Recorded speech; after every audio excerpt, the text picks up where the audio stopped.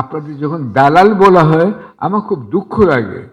এবং বলবেই না কেন, যারা ছিল কয়দিন আগে আওয়ামী লীগের পক্ষে তারা হয়ে গেল সব এখন বিএনপির পক্ষে। এটা একটা অদ্ভুত ব্যাপার নাকি? এটা ম্যাজিক। এই ম্যাজিকে কেন আপনার পাল্লায় পড়েছেন? এই ম্যাজিকে আপনি পড়বেন না। সুতরাং এটা আপনার সম্মান বাড়ছে না, কমছে। মতিউর রহমান এবং মাহফুজুর রহমান নিশ্চয়ই তারা এই সম্মেলনের পেছনে একটা বড় অবদান রাখছেন। কেন?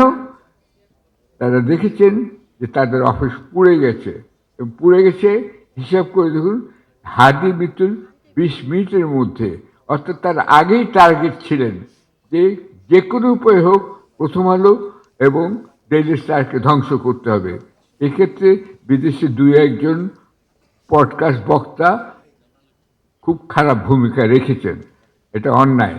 আচ্ছা, কিন্তু মতিউর রহমান এবং মাহফুজ আহমদকে বুঝতে হবে, যখন নয়া দিগন্ত এবং সংগ্রাম আক্রান্ত হয়েছিল তখন তারা কোনো কথা বলেননি, আমি দেখিনি। আমার কাগজে যখন বন্ধ হয়ে গেল, মৌচিক বন্ধ হয়ে গেল, আমিও তাদের পাশে পাইনি।